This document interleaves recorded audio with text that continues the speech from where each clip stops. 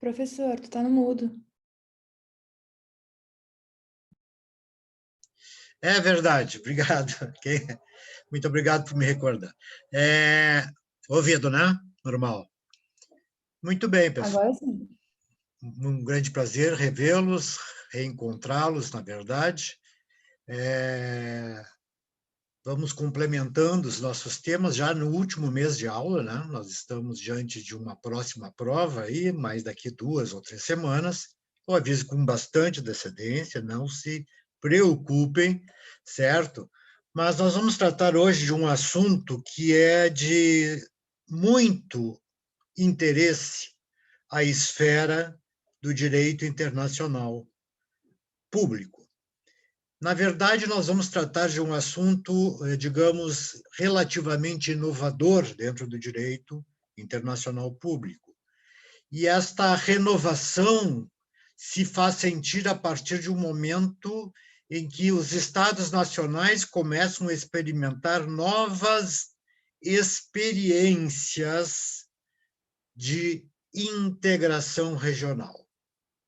E este é o assunto que nos conduz nesta aula. Vamos falar sobre os sistemas de integração regional, que é um sistema oriundo do direito internacional público e que evoluiu para uma nova sistemática do direito internacional público, que nós vamos denominar de direito comunitário. Muito bem. A primeira ideia que eu quero trazer a vocês, alguém teria alguma pergunta antes de iniciarmos? Não? Muito bem.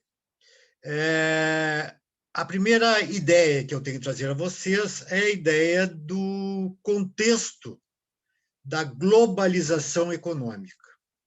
Todos sabem, ou todos já experimentaram o que chamamos de globalização. A globalização, pessoal, que é, na verdade, o núcleo do qual parte o direito da integração, ele é, em poucas palavras, a crescente abertura dos mercados nacionais. Ou seja, os mercados nacionais que até então exerciam a sua individualidade, o seu individualismo, a sua estrutura fechada dentro do comércio internacional, na verdade, estabeleceu-se uma nova visão a respeito desta abertura de economias. Uma abertura de economias que vai atender 2 aspectos básicos da convivência humana e dos produtos à disposição do homem, que são as mercadorias e os capitais. As mercadorias ou produtos, como quiserem, todos os produtos que estão no comércio, certo? Assim como o dinheiro. O dinheiro especificamente imaginado como o dinheiro que vai ampliar os limites de um território, levando-os a um grau de desenvolvimento bastante elevado. Muito bem, pessoal. A grande ideia que concentra a globalização são aquela permissão política que os Estados concederam já a partir de meados do século XX, experiência esta, entre parênteses, mais concentrada no território europeu, certo? Mas a permissibilidade de que os Estados pudessem usufruir de uniões ou reuniões entre si, definindo e corporificando a ideia de uniformizar o tratamento dado, tanto a nível econômico quanto a nível cultural. Uniformizar aqui quer corresponder à anexação de objetivos entre os Estados com os mesmos propósitos, os mesmos fins a serem atingidos. Assim, o grande embate que se coloca é uma disputa entre o capital nacional de um Estado e o capital estrangeiro de um Estado. Nós sabemos que, durante toda a história da humanidade, a economia dos povos sempre se concentrou exatamente neste chamado individualismo soberano do Estado. O Estado, na verdade, agregava a si a ideia de poder comandar na esfera internacional todos os elementos necessários para o seu próprio desenvolvimento. E assim, toda e qualquer oportunidade em que um Estado estrangeiro criasse um impedimento a este desenvolvimento, encontravam-se, então, diante de certas barreiras estas que se colocavam ao nível de impedir ou inviabilizar que um Estado possa desenvolver-se mais do que o outro. Ora, exatamente no aspecto da globalização é que se encerra a ideia de que o individualismo exacerbado e soberano dos Estados estava conduzindo estes mesmos Estados, né, aos piores resultados e ao embate pela força e pela guerra na justa posição de suas posições. Assim sendo, quando um Estado pretenderia sobrepor-se ao outro, ele criava em relação àquele outro algumas fórmulas de impedir que aquele se desenvolvesse. E vejam, isto era tão gravoso ao ponto de, não havendo solução pelo caminho da barreira, estruturar-se, então, uma outra possibilidade mais grave, que era exatamente a guerra.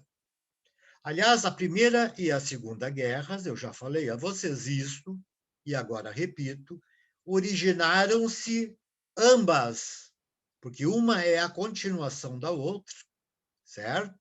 De um grande conflito de natureza comercial entre Estados.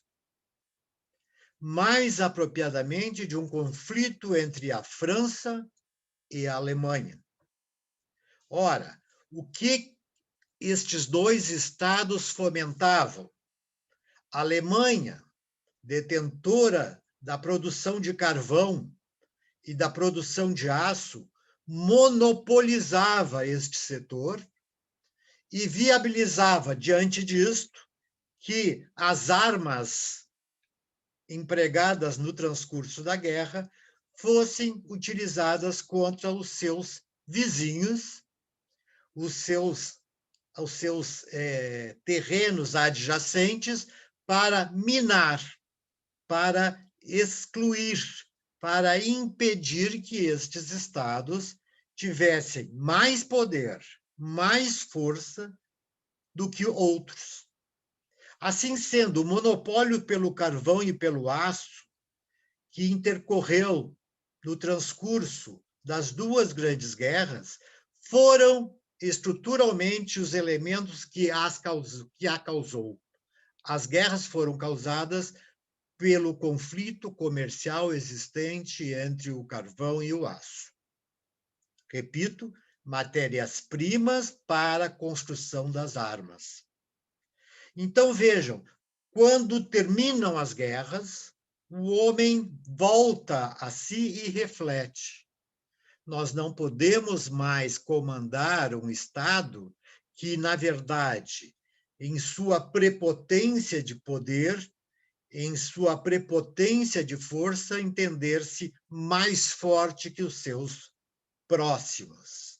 Então, pessoal, a ideia concentradora da integração regional foi que teríamos que construir um mercado global de unificação ou unificado.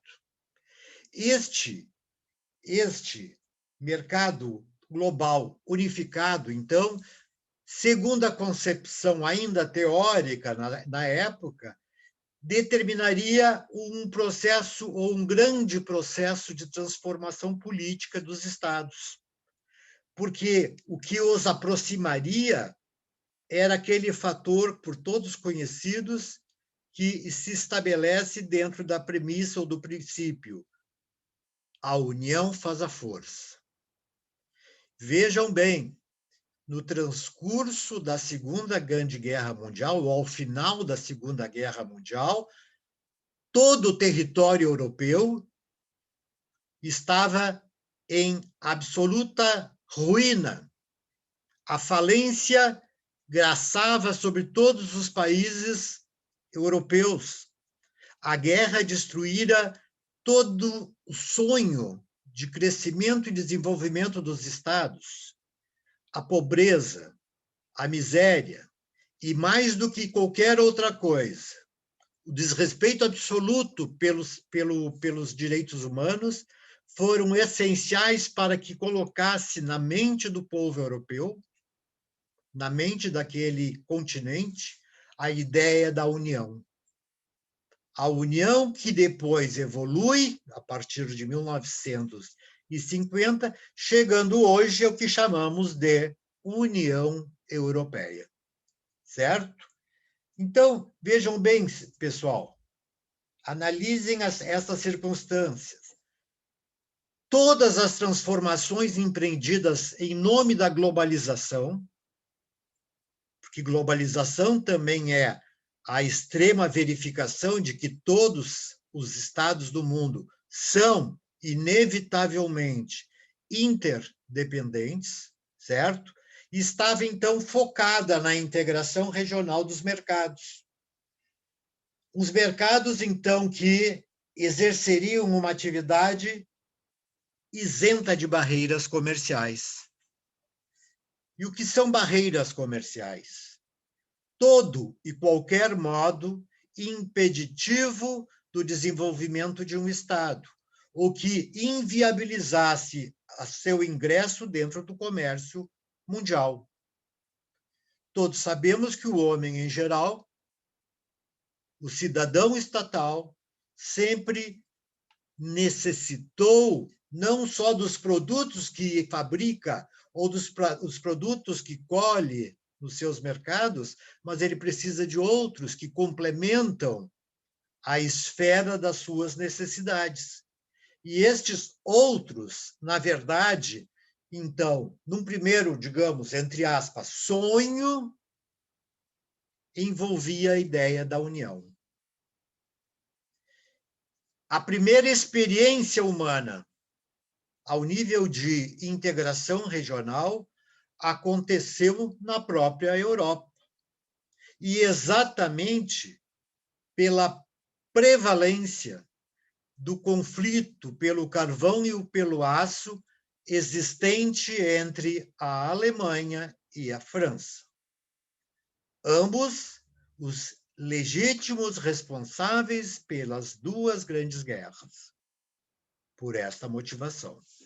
Assim, portanto, nós vimos que esta união ela começa a nascer na própria Europa quando há a anexação de alguns estados que se reúnem para buscar maiores e melhores níveis de integração.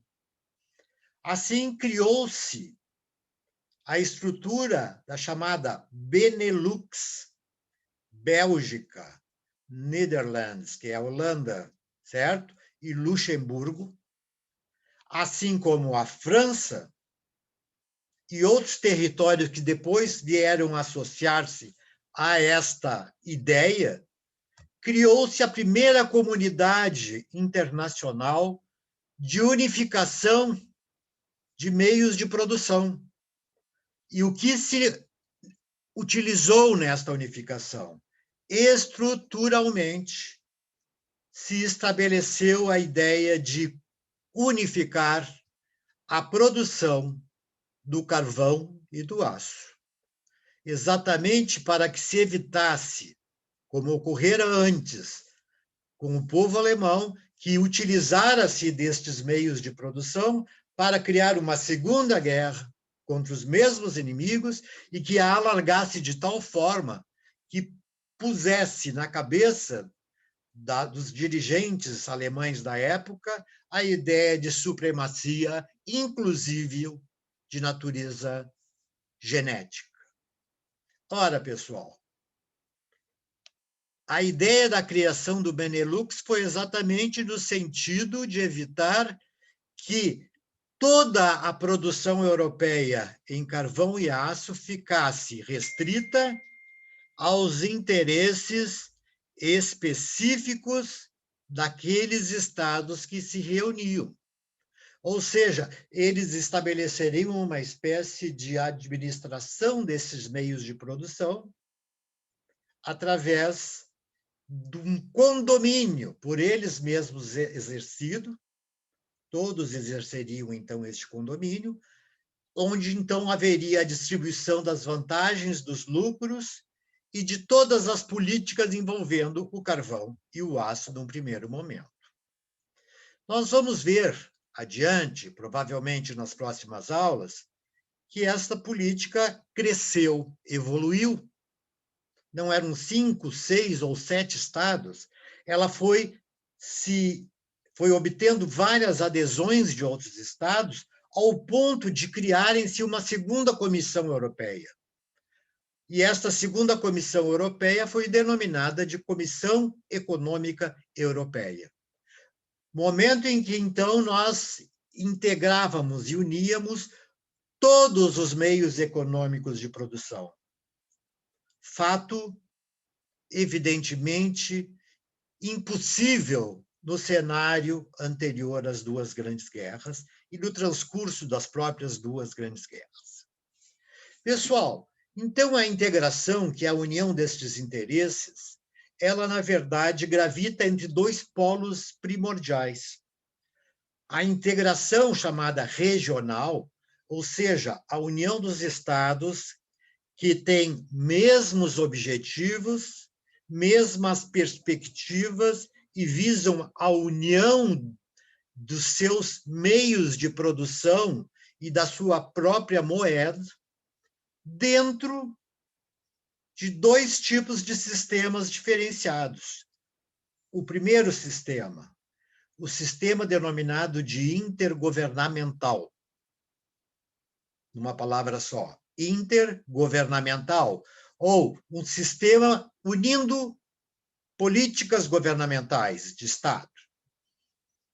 E um segundo, denominado sistema supranacional, ou da supranacionalidade. Vamos analisar de uma maneira bastante rápida, primeiro, o que é a intergovernabilidade. E eu, para explicar a vocês, já vou iniciar com um exemplo. Um exemplo muito próximo de nós, em que se agrega o sistema de integração regional. Qual é o sistema de integração regional que nos é afeto? Qual é o nosso sistema de integração na América do Sul? Todos sabem. Tem ciência que todos vocês sabem. É o Mercosul. Nós temos outros sistemas criados, mas eu estou aqui falando agora neste ensejo do Mercosul, que é a nossa experiência de integração regional e, por isso, eu vou estabelecer um parâmetro de maior importância para a análise do Mercosul. O Mercosul está concentrada em seus princípios no sistema da supranacionalidade, da intergovernabilidade. Pessoal, intergovernabilidade significa, em outras palavras, que todos os estados que se reuniram, quais são? Uruguai, Paraguai, Argentina e Brasil, posteriormente a Venezuela. A grande ideia, então, é que todos estes governantes destes países estariam reunidos na tentativa de criar e desenvolver um sistema de integração econômico e um sistema de integração social, que seria talvez a última esfera da pretensão do Mercosul, ou chamado Mercado Comum do Sul. É óbvio que este Mercado Comum do Sul não inicia-se imediatamente pela criação de um mercado, mesmo porque a Europa conseguiu atingir este patamar muitos anos após a criação seus objetivos de união, o Mercado Comum Europeu. De qualquer sorte, o objetivo dos Estados vinculados ao Mercosul, ou chamado grupo ou bloco comercial, na verdade, é no sentido de estabelecer uma base integratória e de união entre eles, visando o desenvolvimento de todos, visando, sobremaneira, a possibilidade de estados menos atingidos por efeitos de validação econômica, certo? Como o Paraguai e o Uruguai, que são os mais fracos nesta relação, poderem ser ou poderem obter uma cooperação internacional de dois sócios em melhores condições, a Argentina e o Brasil, que estariam, então, balizando no bloco uma operação que seria conjunta entre todos. Ou seja, todo o seu comércio internacional seria posto em nome do bloco, e não individualmente em nome de cada um dos estados. Assim sendo, a intergovernabilidade é o sistema correspondente ao chamado direito internacional público. A intergovernabilidade é exatamente a expressão externa deste direito internacional público. Por quê? Porque quando se resolve a criação de um sistema central, onde todas as questões seriam dispostas ao nível, certo? Ao nível de administração central, nós tivemos que pensar, em primeiro lugar, como se estabeleceria a obrigatoriedade das decisões deste órgão central, já que estamos concentrados no que chamamos de direito internacional público. Assim, a administração se colocava a partir de decisões que nós vamos chamar depois Conselho do Grupo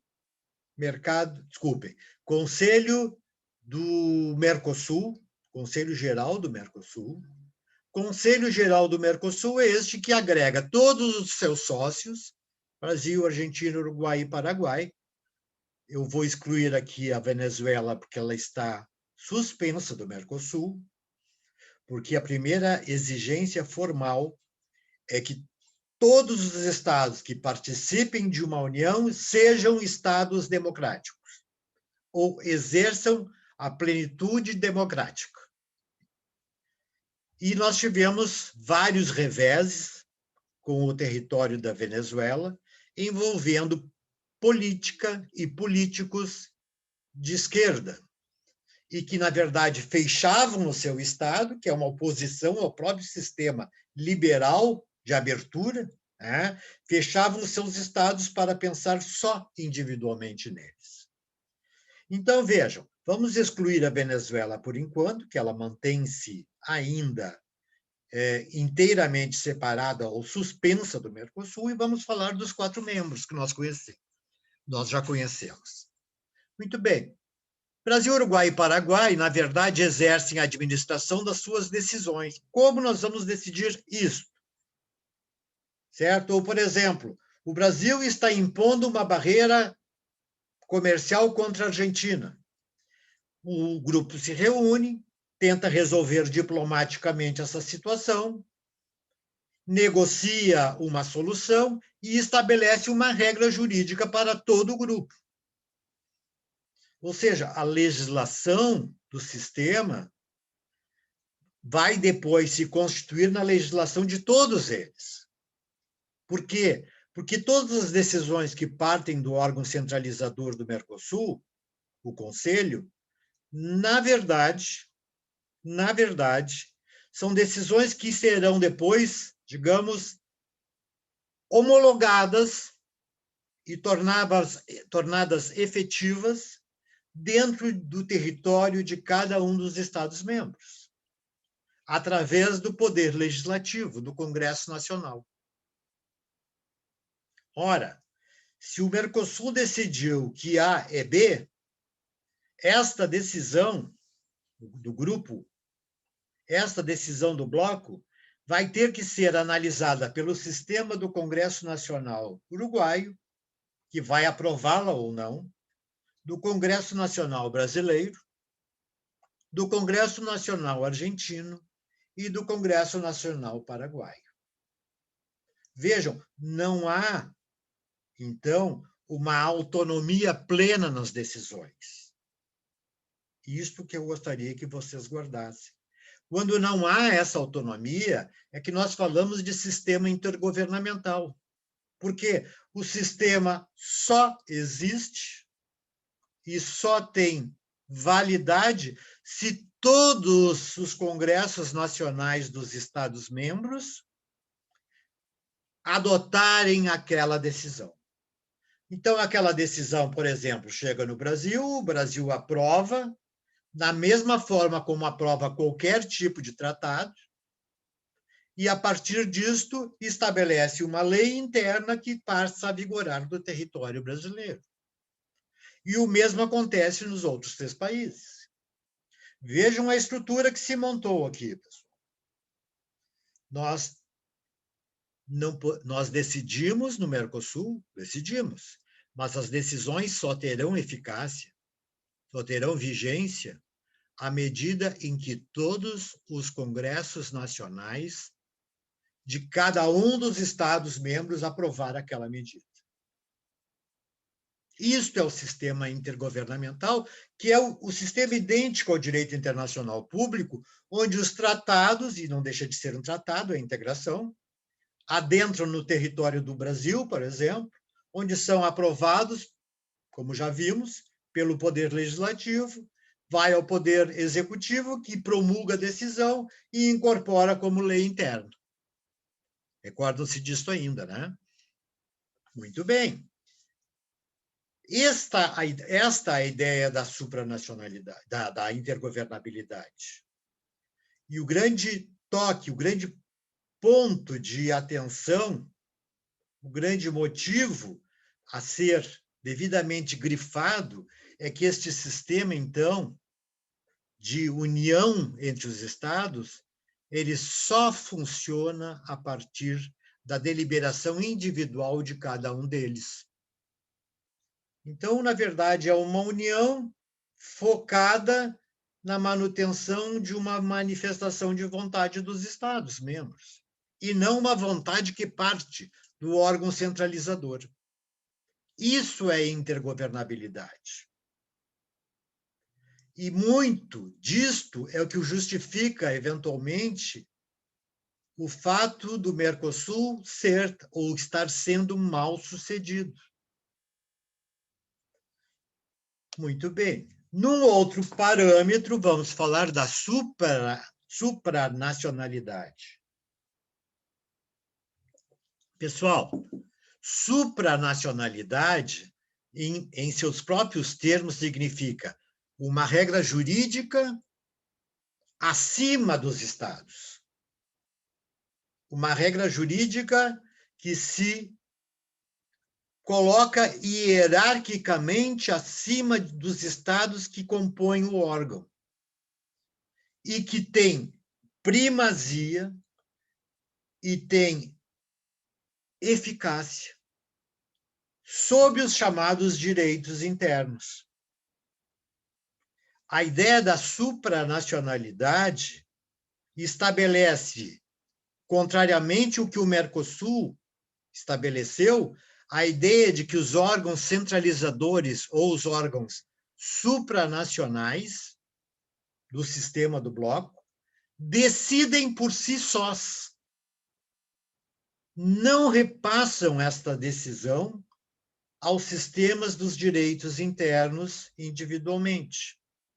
Por quê? Porque o sistema dos direitos internos, na verdade, estão abaixo do direito internacional. E, como isto, eles estão dependentes das normas internacionais até para redigir o seu próprio direito interno. Vejam que a estrutura do direito supranacional vai fazer com que os Estados, individualmente, se criarem alguma lei que se opõe ao sistema supranacional, ou o sistema do direito internacional comunitário, certo? Se ele se sobrepor, esta norma interna que será revogada, ou deverá ser retirada de vigência. Vejam a importância da engenharia jurídica construída pelo sistema europeu. Aliás, a única experiência concreta que existe no mundo até hoje, dentro do sistema de supranacionalidade, é realmente o sistema europeu. Todas as demais tentativas foram frustradas.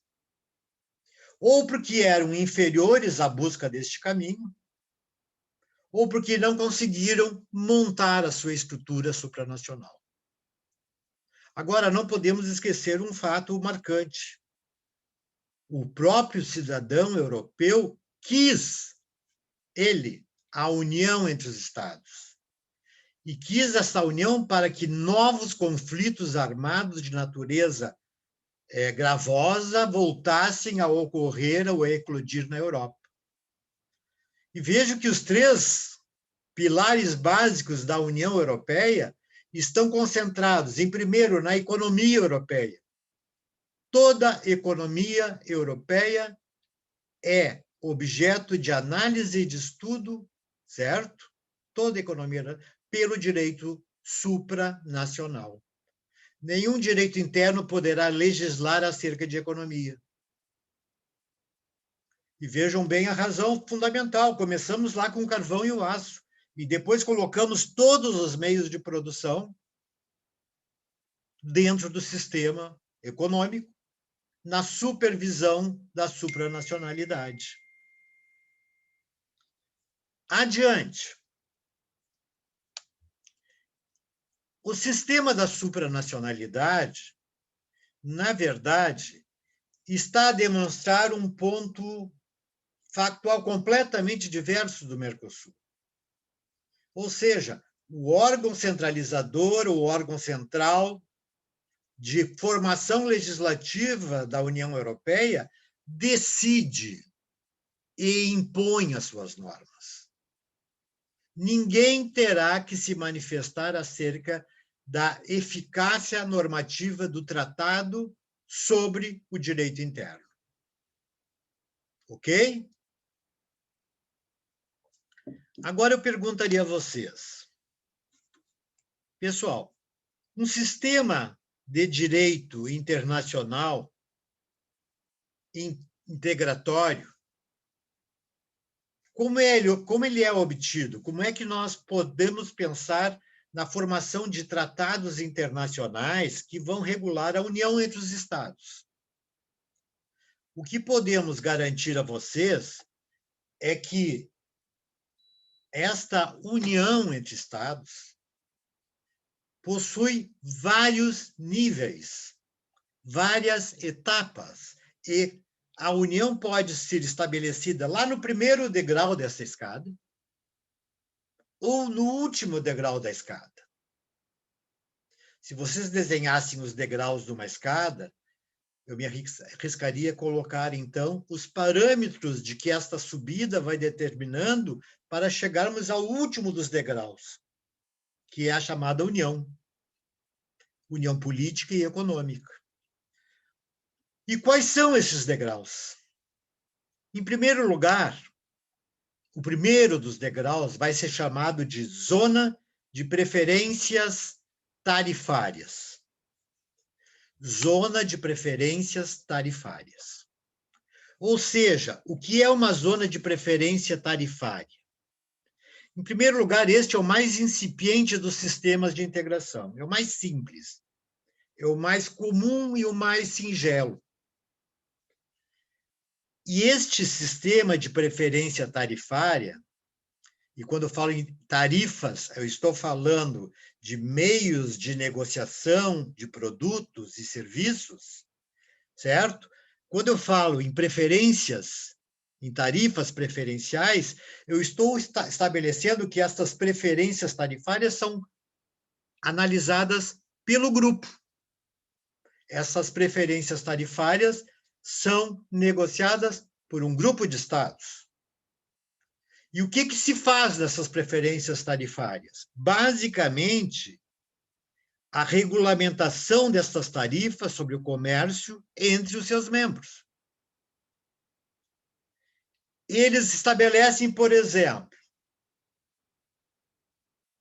estado A, B, C e D. Vamos pegar o exemplo aqui de 4 estados. Eles se unificam num tratado internacional e estabelecem que o preço das tarifas dos produtos para venda ao exterior sejam inferiores ao do exterior. Se o exterior tem negociado, por exemplo, a soja a 3%, o arroz a 5%, o aço a 20%, este grupo criou a essência de que as tarifas do seu grupo são, por exemplo, 1%. 1%. Ou seja, o que eu estou estabelecendo aqui, que essa inferioridade nas tarifas, certo? Seriam cobradas de países que não são membros. E, evidentemente, que é um atrativo para esses estados pagar menos. Então, vejam, eles já criaram uma fórmula, ainda que incipiente, de montagem de uma atratividade de seus produtos face ao preço, face aos impostos que são colocados, face às alíquotas de tributação. Então, vejam, a grande ideia é que a regulamentação das tarifas do comércio entre seus membros são inferiores às tarifas cobradas dos países não membros. Deu para entender, Sofia? Deu para entender, né? Muito bem. Vou dar um exemplo que foi efetivo, existiu e não existe mais, infelizmente. Nós tivemos 2 sistemas preferenciais de tarifas que se criaram e que depois se extinguiram. O primeiro chamava-se ALAUC, vou soletrar, A-L-A-L-C, ALAUC. A ALAUC, quando existia, estabeleceu preferências tarifárias em 11 países que eram os seus membros. Todos os estados da América do Sul. Ou seja, 11 países da América do Sul tinham as mesmas tarifas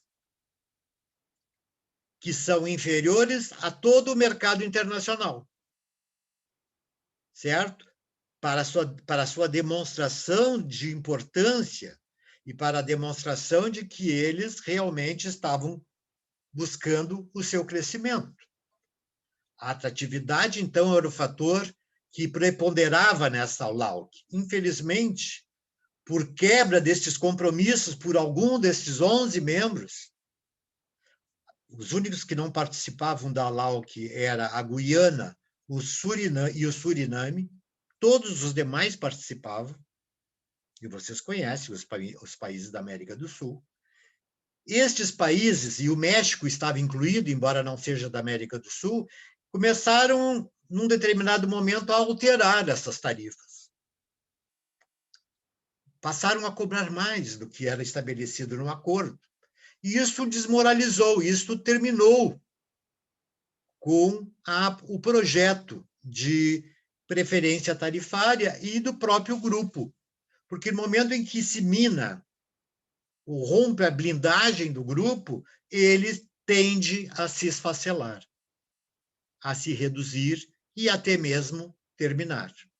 Por isso que a grande expressão do fato a ser discutido é que os estados estejam coesos e mantenham intactas todas as promessas e acordos e cláusulas estabelecidas no acordo, que é um acordo de comércio, que é um acordo econômico, que é um tratado econômico. Então, vejam, quando nós estabelecemos, então, a zona de preferência tarifária, nós estaríamos, como falamos, no primeiro degrau da integração. Eu dei o exemplo, a Lau que era um exemplo. Hoje nós não temos mais exemplos de preferências tarifárias, porque os estados, invariavelmente, já optam por um sistema que é o segundo degrau. E iniciam por ali o seu projeto de integração. E o que é o segundo degrau? É a chamada zona de livre comércio. Zona de livre comércio. E o que essa zona de livre comércio faz? Ela tem como objetivo, dentro do tratado que a constituiu, eliminar todas as barreiras tarifárias e não tarifárias, vejam, tarifárias e não tarifárias, que incide sobre o comércio entre países que a constituem. Ou seja, dentro dos países que congregam o grupo, certo? Não há nenhuma oposição de barreiras. Vamos voltar ao Mercosul. O Mercosul é um sistema de livre comércio? Alguém sabe? O Mercosul conseguiu destruir todas as barreiras comerciais existentes entre os seus Estados-membros? Pessoal, basta ler um jornal. Invariavelmente, nós vemos barreiras entre dois estados, apropriadamente, o Brasil e a Argentina. E isso a gente ouve na seguinte expressão: a Argentina fechou a sua fronteira com o Brasil para os caminhoneiros brasileiros. Ou o Brasil fechou a sua fronteira com a Argentina para os produtores de arroz argentinos. Vejam bem, eles estão exercendo algo completamente diverso do que foi estabelecido. E o Mercosul tem que passar por este sistema de livre comércio. E, segundo os teóricos do Mercosul, isso já foi alcançado. Mentira. As barreiras continuam existindo entre os Estados-membros. E vejam por que é importante a existência dessa eliminação de barreiras, porque ela deve fortificar, fortalecer o grupo dos Estados. Se eu tenho um grupo isento de barreiras, entre o Brasil, Uruguai, Paraguai e Argentina, por exemplo, sem nenhuma barreira ao comércio de um estado e de outro, por exemplo, a erva mate circunda pelos 4 estados livremente, sem nenhuma barreira protetiva, o arroz circunda pelos 4 estados livremente, a carne e assim por diante. Nós estamos vendo que essas barreiras permanecem existindo, enquanto que o projeto de livre comércio é livre comércio, sem nenhuma imposição de um estado sobre o outro, o que faria com que os estados estivessem unidos dentro de uma mesma política comercial. E esta política vai fazer com que o grupo cresça. Porque ele tem o que? Sistematicamente, este grupo teria eliminado as barreiras que haviam entre os estados.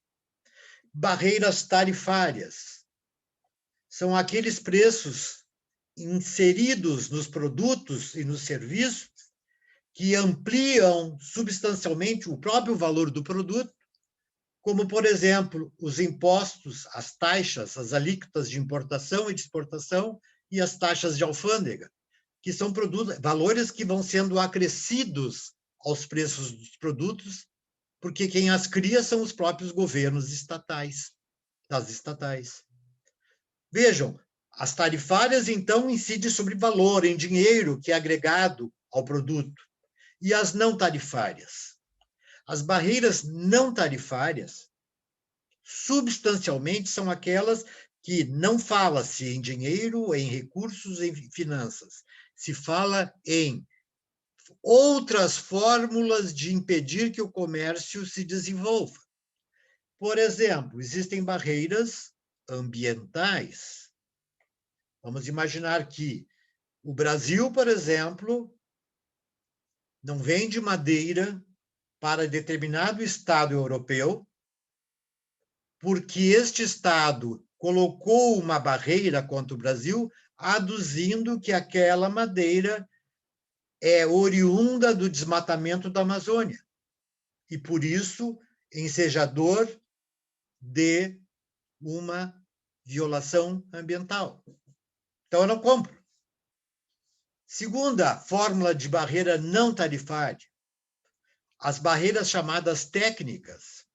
Por exemplo, eu posso criar uma barreira técnica, que de fato foi criada, entre Estados Unidos e Brasil, por exemplo, onde o Brasil, que vende abacaxi para os Estados Unidos, deparou-se com uma barreira norte-americana que estabeleceu que só compraria o abacaxi brasileiro se este tivesse o mesmo teor de acidez que tem o abacaxi do Havaí, um estado americano. Em primeiro lugar, eu posso atestar para vocês que o abacaxi do Havaí é extremamente doce, é extremamente gostoso, não é e nem tem a acidez do abacaxi brasileiro, e isto foi utilizado artificialmente para impedir vender abacaxis dos Estados Unidos.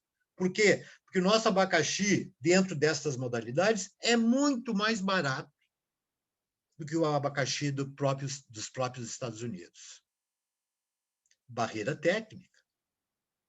Por exemplo, eu só vou adquirir produtos do seu estado, por exemplo, laranjas, se a laranja tiver uma circunferência de X e uma cor amarelo âmbar. Outra barreira técnica. Existem barreiras sanitárias, como, por exemplo, eu não vou comprar frangos do Brasil porque o frango brasileiro está acometido de gripe aviária. Ou eu não vou comprar gado do Brasil porque o gado brasileiro está acometido de aftosa. Vejam que muitas dessas arguições que são colocadas no sistema de concorrência internacional são sem fundamento, são mentirosas. E essas argumentações só servem para impedir o desenvolvimento do comércio de um determinado país. Então, nós estamos vendo, basicamente, a estrutura de duas fórmulas tarifárias e não tarifárias que vão, infelizmente, determinar a quebra de desenvolvimento de estados que não conseguem ingressar dentro de um sistema internacional. É óbvio que o Brasil não pode negociar com os Estados Unidos, por exemplo, o setor de serviços. Os serviços norte-americanos são estruturalmente muito superiores aos produtos, né, de serviços brasileiros. Botamos aí exemplos: o sistema bancário, o sistema securitário, os sistemas universitários, faculdades, os cursos. Estes são estruturalmente muito maiores e melhores que os sistemas brasileiros. Em contrapartida, nós temos uma agricultura forte, certo? Que ofende a soberania de estados que não têm essa estrutura. Os Estados Unidos, por exemplo, é um exemplo clássico de toda hora colocar uma barreira sobre as commodities. Commodities são todos os produtos agrícolas que são negociados em bolsa de valores. Então, os Estados Unidos têm uma grande ojeriza, ou um grande interesse, e até mesmo, dependendo do tipo de administração governamental daquele país, destruindo o comércio internacional do nosso país.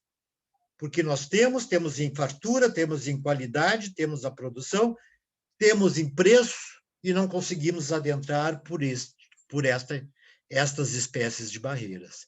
A ideia do livre comércio é, então, em primeiro lugar, romper as barreiras entre os próprios membros do grupo.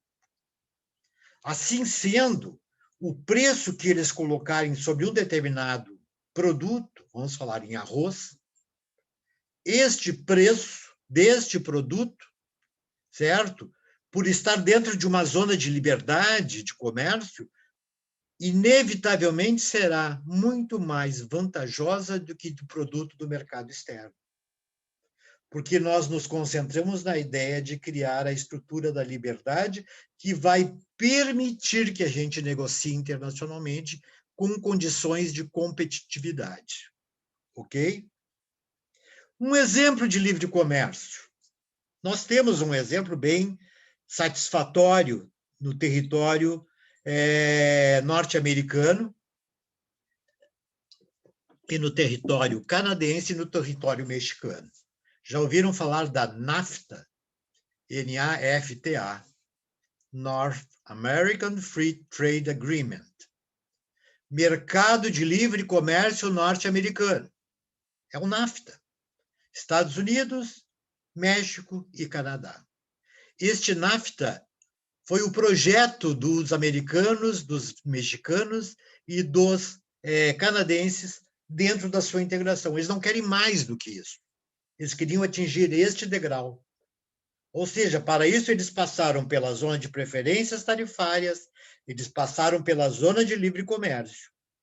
E estão agora congregados, entendeu? Dentro de um espírito de que que o livre comércio impera entre esses três países. Na verdade, o México deve ao NAFTA e aos seus companheiros de integração, Estados Unidos e Canadá, o próprio impedimento à sua falência como Estado. Os Estados Unidos e o Canadá, diante deste acordo de livre comércio, conseguiram reerguer o México, tornando-o competitivo no mercado internacional novamente. Vejam a importância do sistema de integração. Nós, evidentemente, viabilizamos o princípio da cooperação entre Estados, ou seja, os dois Estados mais fortes do acordo ajudaram o Estado mais fraco. Né? Um sistema de compensadora determinação de dificuldades financeiras que eventualmente possam graçar naqueles estados. Muito bem, nós chegamos então ao segundo degrau da integração, porque nós rompemos todas as barreiras.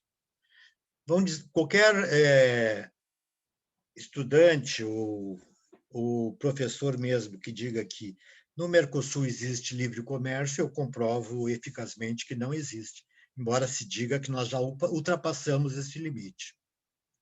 Basta ler os jornais. Mas temos um terceiro degrau.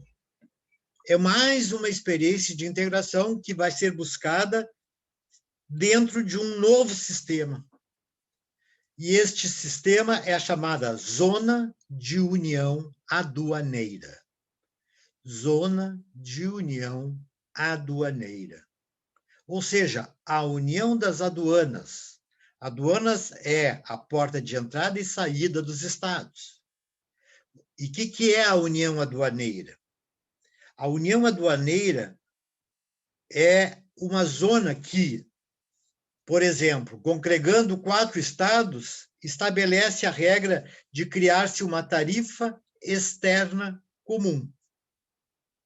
Ou, em outras palavras, uma TEC, T-E-C, tarifa externa comum. Nesta fase, os estados reunidos, através do acordo de integração, aplica uma tarifa para as suas importações. Importações é o que adquire de fora. E dos países que não estão no grupo, evidentemente. Eu vou dizer, eu vou comprar aço norte-americano por 10%. Essa é a tarifa de todo o grupo. Certo? Sendo ela necessária a ser aplicada em todos os produtos.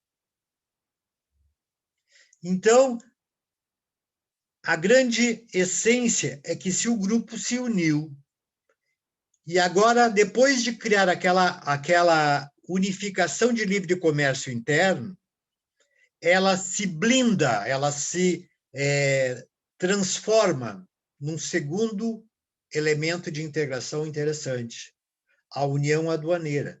Todos os países membros se corporificam e decidem todas as tarifas sobre o arroz, todas as tarifas sobre calçados, todas as tarifas sobre isso, sobre aquilo, terão esta, aquela e a outra tarifa, de produtos que nós não fabricamos, mas que este é o nosso preço. Não aceitamos valores superiores a este preço. E nenhum dos membros pode adquirir de fora, ainda que mais vantajoso. Aqui no Mercosul, nós tivemos um problema com o Uruguai em relação a isso. O Uruguai, na verdade, durante a sua criação de União Aduaneira, ficou estabelecida que a aquisição de arroz da China, que é um país fora do bloco, era equivalente, digamos, a 20%. Então, nós estabelecemos em 10%, não poderíamos comprar arroz da China, a não ser que a China se debruçasse e dissesse, vendo por menos. Então, veja, com esta situação, o nosso arroz era mais atrativo, 10%. Isso vale para o mercado interno e para o mercado internacional. Mas a China, de olho no consumo do produtor brasileiro, ela estabeleceu um valor inferior ao valor que corria dentro do livre comércio. Então, por exemplo, se a União Aduaneira era de 10%, a China vendeu ao Uruguai por 5%, o que era altamente atrativo para o Uruguai. Agora, quando o Uruguai fez isto, ele está destruindo a unificação do bloco. Ele está impedindo o desenvolvimento do bloco. Por quê? Porque ele está adquirindo um produto mais barato do que o seu próprio mercado interno. E o mercado interno de todos os países que se reuniram naquele sistema. Ora, pessoal, se assim é, como é que nós vamos, evidentemente, permitir que este grupo continue coeso, continue existindo? Porque o que o Uruguai vai fazer? Ele comprou por 5 e vai fazer circular livremente entre os outros por valores de 10, ele abarcando, portanto, 5% sobre o total. Vejam que o objetivo da União Aduaneira, através da criação da TEC, Tarifa Externa Comum, é exatamente impedir o ingresso de terceiros estados dentro do bloco, diante da tarifa que constituíram para a venda e para a negociação de certos produtos.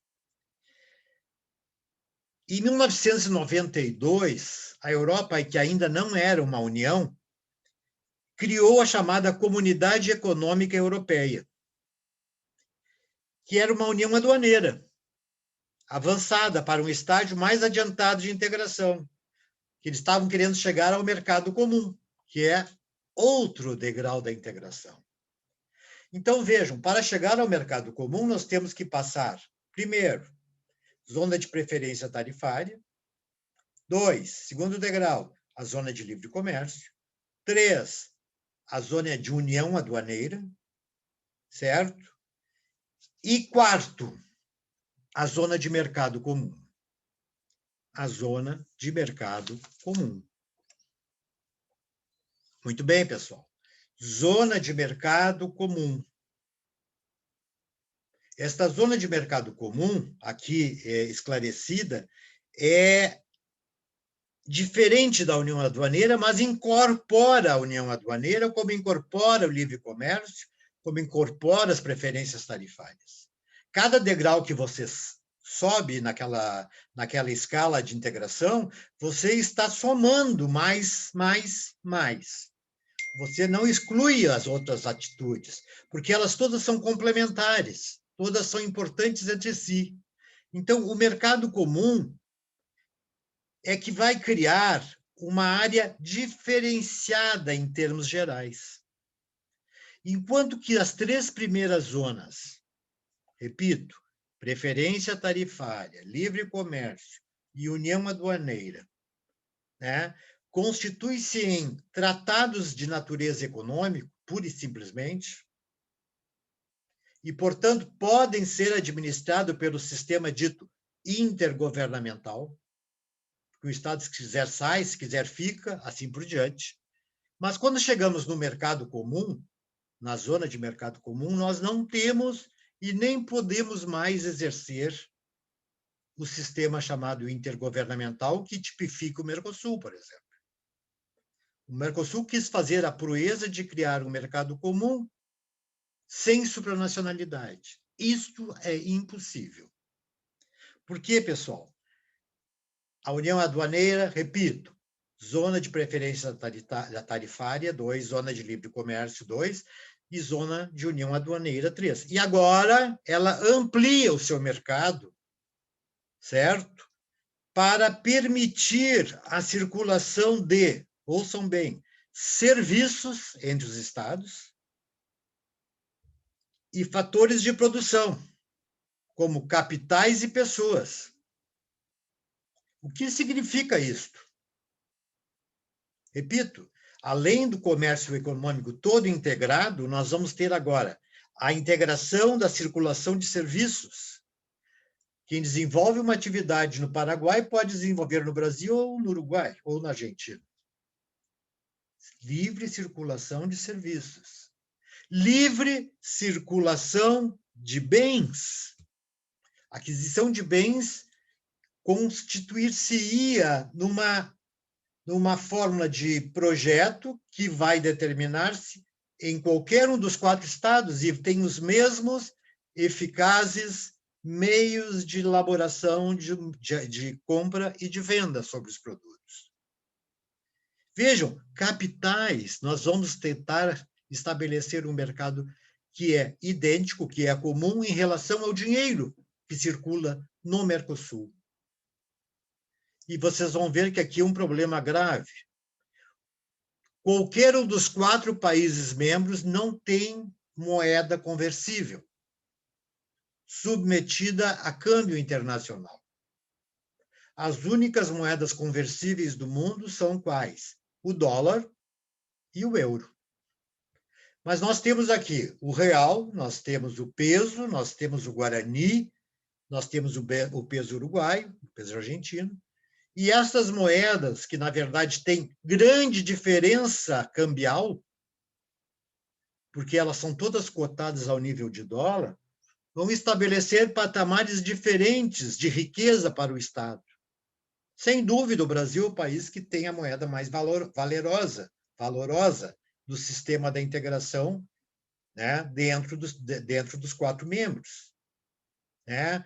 Assim sendo, o Brasil, pela força da sua própria moeda, deveria ser o país que talvez mais tivesse influência financeira dentro do sistema. Mas o objetivo não é esse, o objetivo é unificar, é tornar igual, é fazer com que todas as moedas circulem livremente nos 4 países. E isto faz o seguinte, pessoal, faz que as pessoas também possam transitar pelos 4 países livremente. Nós rompemos as chamadas fronteiras entre os estados. Não é o que ocorre na Europa hoje? Se você entra na Europa por Portugal, por exemplo, você pode transitar por todos os países da União Europeia sem apresentação nem de documentos. E só vai apresentar esses documentos quando sair de dentro do território europeu. Isso é livre circulação de pessoas. Isso faz com que as fronteiras entre os estados desapareçam e que o mercado que se criou ali seja comum para todos. O que, na verdade, é o que o Mercosul pretende, ou pretenderia, porque, na verdade, cumpre ressaltar que todos os países membros do mercado comum devem seguir os mesmos parâmetros para estabelecer uma política monetária. Ou seja, as mesmas taxas de juros. A política monetária dos países do Mercosul é desastrosa, Cada um faz a sua própria taxa de câmbio. E essas taxas de juros, desculpem, de juros que nós adotamos, elas são altamente permissivas e só favorecem os interesses dos países que têm moeda conversível, como os Estados Unidos e a Europa, certo? Esta política, então, deveria ser idêntica, assim como a política cambial, o câmbio entre os países deveria ser 1 por 1, certo? E a política fiscal de tributos, controle de gastos pelo Estado, etc., dos países membros devem, então, concordar que um avanço integrado vai coordenar suas políticas macroeconômicas. O que estamos dizendo, pessoal? Repito, nós estamos criando um grande mercado. E eu pergunto, como é que nós vamos estabelecer regras de atuação, por exemplo, para a circulação de pessoas dentro de um sistema intergovernamental? É impossível. Só há uma fórmula de se estabelecer um mercado comum. O mercado comum tem que estar subsidiado pela supranacionalidade. Ou seja, no momento que nós unificamos os 4 países do Mercosul num sistema unitário, certo? Neste ensejo, nós estamos necessitando criar um paralelo acima destes estados que exerçam a política do tratado internacional, obrigatório e hierarquicamente superior aos direitos internos. Ou seja, os órgãos do Mercosul deveriam ser todos dominados pelo sistema das decisões tomadas pelo Conselho Mercado Comum e pelo Grupo Mercado Comum, que são os órgãos superiores e de administração do Mercosul. O que o Conselho decide e que o grupo decide é definitivo, autônomo e não se ingere. Não há necessidade de passar pelos parlamentos dos estados. Já existe por si só. Então, pensem um pouquinho, vocês todos, antes de prosseguirmos, se isso daria certo aqui na América do Sul. Se isso daria certo no sistema do Mercosul. E eu vou dar para vocês um exemplo. Alguns anos atrás, aí na PUC, nós fizemos um congresso sobre previdência social. Todos sabem que previdência social é aquela que se estabelece dentro do Estado para auxiliar as pessoas com deficiência de saúde, com problemas de afastamento de emprego, com problemas relativos à aposentadoria. Vocês todos sabem também que a Previdência brasileira arrecada muito dinheiro. Porque nós somos um país gigantesco, né, pessoal? Então, essa Previdência que recolhe tanto dinheiro tentou se unir com a dos todos os países membros. Então, a Previdência Paraguaia, a Previdência Uruguaia e a Argentina estariam todas agrupadas num órgão central. E aí as perguntas. Vocês entendem que o Congresso Nacional Brasileiro vai permitir, por exemplo, que este órgão central seja paraguaio e que todo o dinheiro que arrecadamos seja enviado ou destinado ao Paraguai para a administração? Nenhum deputado, nenhum senador vai atender esta exigência. Até porque isso é um dos melhores momentos de fazer política interna no Brasil. Os recursos da Previdência, invariavelmente, estão envolvidos em questões polêmicas. E é tanto dinheiro, pessoal, eu vou dizer que aparentemente ela estaria quebrada, é mentira. A Previdência tem muito dinheiro, que pode, inclusive, ser objeto de corrupção, que ainda sobra dinheiro. Mas, na verdade, este dinheiro que o Estado recolhe, ele é utilizado para outros fins, e não só para aposentadorias e pensões. Ele é utilizado para auxiliar outras áreas do governo que que estão com dificuldades financeiras. Então, este dinheiro, por exemplo, que é empregado, por exemplo, o dinheiro do Fundo de Garantia, que é empregado para a construção civil, para fomentar a construção civil, assim como o dinheiro da Previdência é utilizado para fomentar vários acordos de natureza social do Estado, inclusive da política do presidente da República, nós temos que entender, então, que este mercado comum, se pretende ser uma realidade, há que se inspirar no sistema da supranacionalidade da União Europeia. Bom, pessoal, a União Europeia, quando, em 1992, porque ela iniciou em 1950, depois nós vamos ver adiante, mas em 1992, quando a União Europeia terminou com seu sistema de integração, com o mercado comum, então prosseguiu para mais um estágio, e mais avançado, passando a se constituir o que chamamos de zona de união política e econômica. Ou zona de união econômica e monetária, também podemos utilizar o termo. Política econômica ou econômica e monetária. Ora, vejam só, a União Europeia perpassou todos estes degraus. A União Europeia foi zona de preferências tarifárias, ela foi zona de livre comércio, ela foi zona de união aduaneira, ela foi zona de mercado comum, e aí vem o mercado comum europeu, e agora ela ascende ao último degrau da escala da integração, que é a zona de união econômica e monetária ou econômica e política. Cada autores vão modificando. Essa é a etapa mais avançada da integração econômica entre os Estados. E só a União Europeia chegou lá. Porque, na verdade, nem no mercado comum, nenhuma experiência mundial conseguiu chegar. E a Europa ultrapassou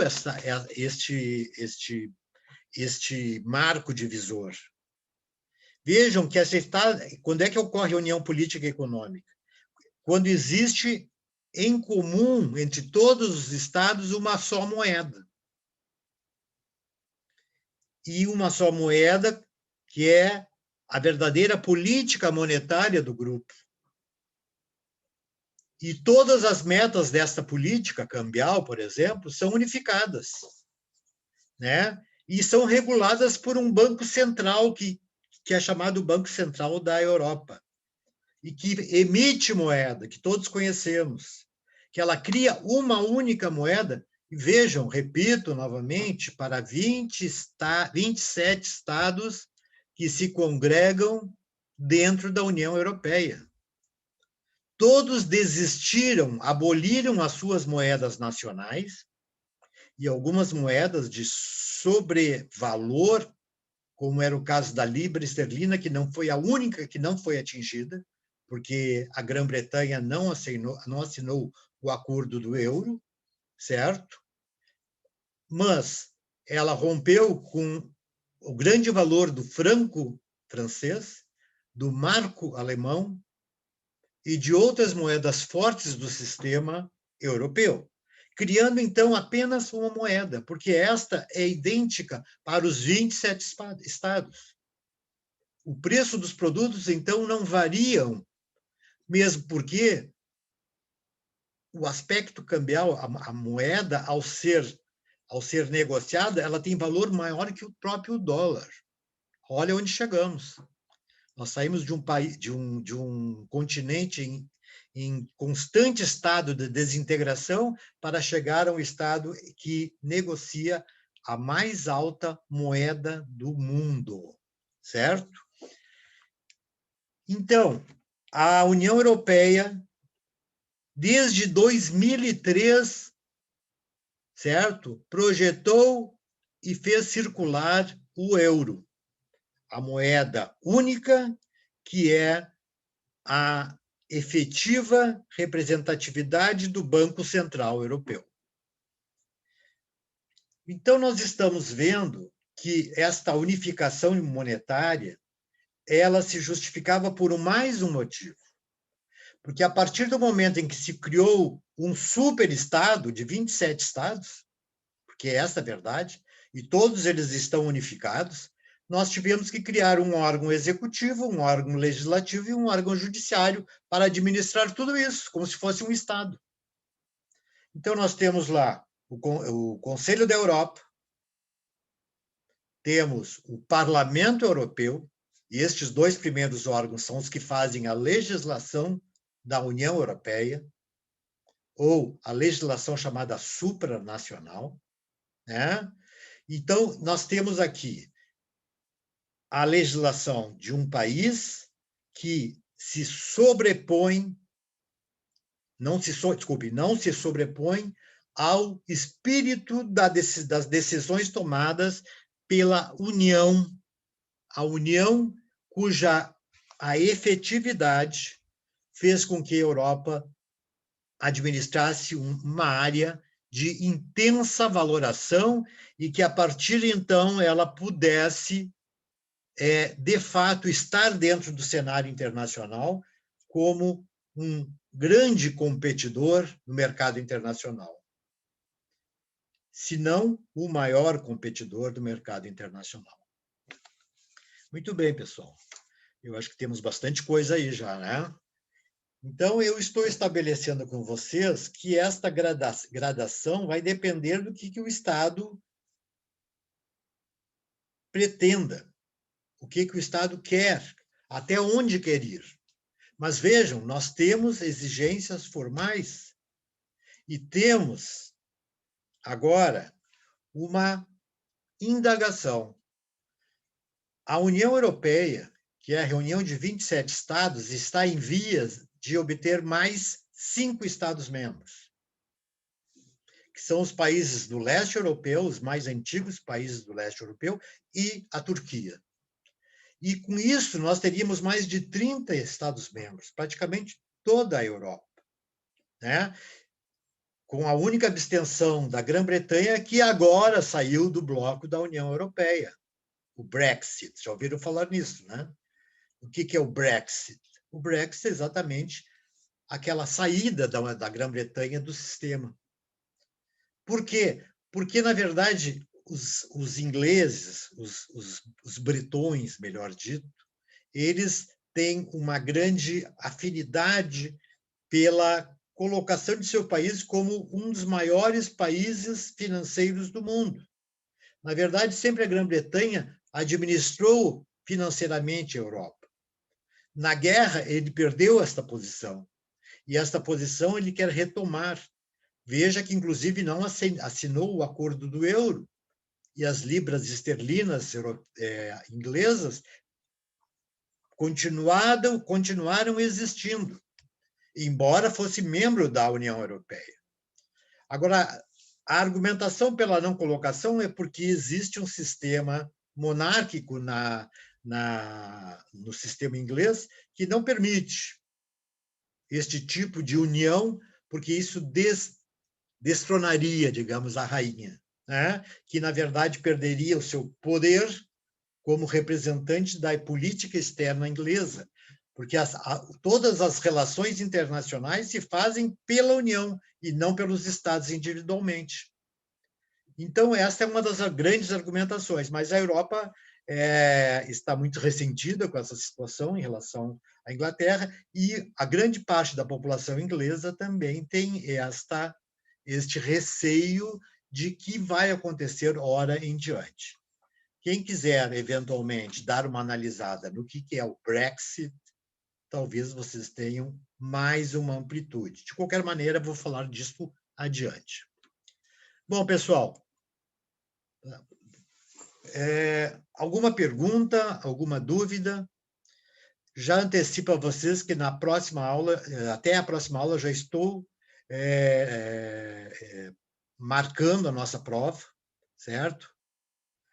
Estou ajustando as datas finais para a prova de o G1, o G1, 2, né? Que seria agora?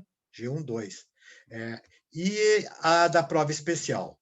De qualquer forma, nós estamos marchando já para um final de semestre, né?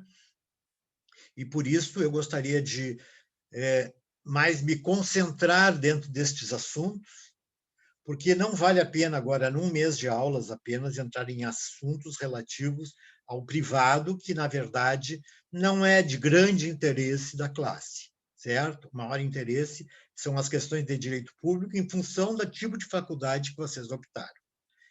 De qualquer sorte, vamos dar algumas luzes acerca do direito internacional privado, para que vocês também não saiam, né, no semestre sem conhecimento. Vamos dedicar uma aula inteira ao direito internacional privado, certo? Perguntas, pessoal? Vamos lá. Sofia? Eu estive vendo aqui aquela questão das notas que me pediram.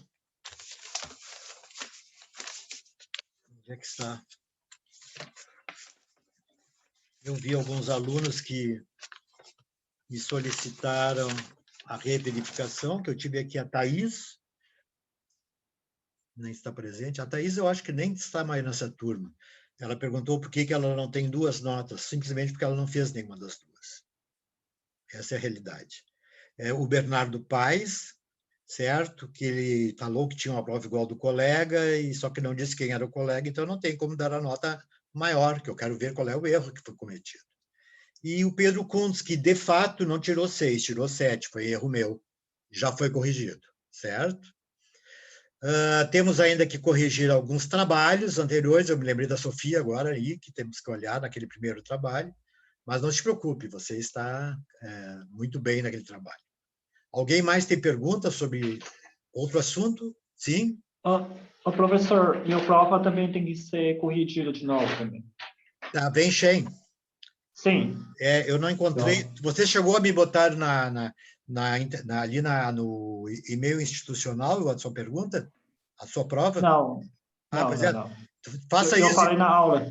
Não, pois é, mas faça isso que eu tenho que saber qual é a questão e qual é a nota que você tirou para comparar e verificar o que eu tenho em mãos. Tá? Pode fazer agora e eu corrijo depois, não tem problema. Tá bom. Tá bom? Eu sabia que tinha, mas eu não sabia o que era. Pode mandar na coisa. Você tem lá uma... Tu não era o caso, né, Sofia? Tu era o caso do início do semestre, que eu estava em dúvida sobre... Isso. Era do trabalho da Convenção de Viena ainda. Da Convenção de Viena, tá certo. Ok. Tudo certo, pessoal? Uma boa noite a todos. Muito obrigado por permanecerem até agora aqui comigo. E um bom dia para todos. Uma boa noite para todos. Desculpe. Tchau. Tchau. Boa noite. Boa noite. Boa noite. Tchau, boa noite. Boa noite. Boa noite.